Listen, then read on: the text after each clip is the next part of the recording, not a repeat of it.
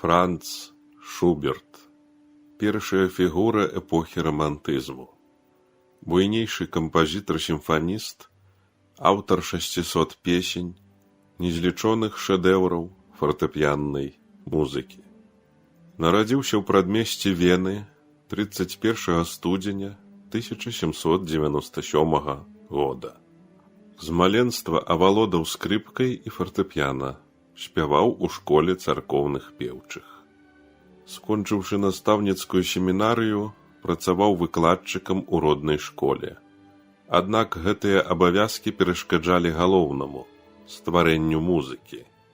Шуберт спрабаваў знайсці службу ў якасці музыканта – капельмайстра, канцэртмайстра, скрыпача, але кожны раз яму адмаўлялі.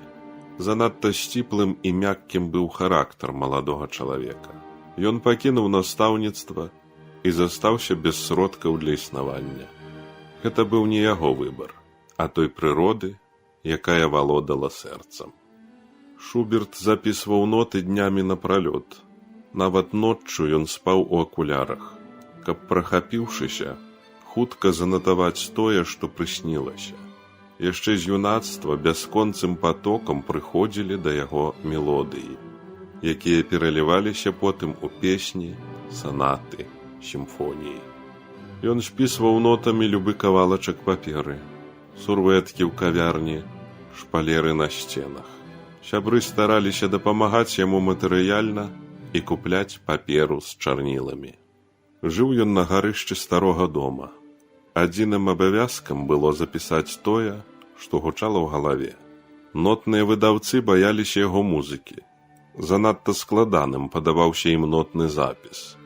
Да таго ж, ніхто не хацеў друкаваць творы малавядомага кампазітара.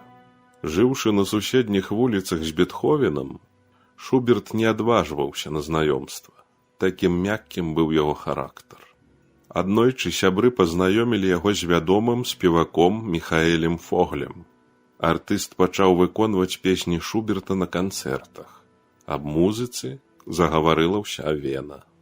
Неўзабаве быў арганізаваны адзіны прыжыццёвы канцэрт Шуберта.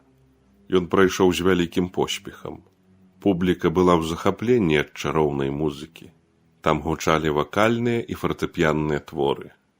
Ніводнай жа сваёй сімфоніі кампазітар не пачуў пры жыцці, а іх, як і ў Бетховена, было 9.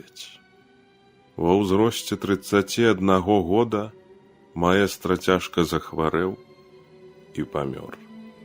Развітвалася з ім уся Вена. Толькі страціўшы вялікае багацце, людзі зразумелі яго сапраўдны кошт. На магільнай пліце генія змясцілі надпіс. Музыка пахавала тут вялікі скарб і яшчэ больш вялікія надзеі.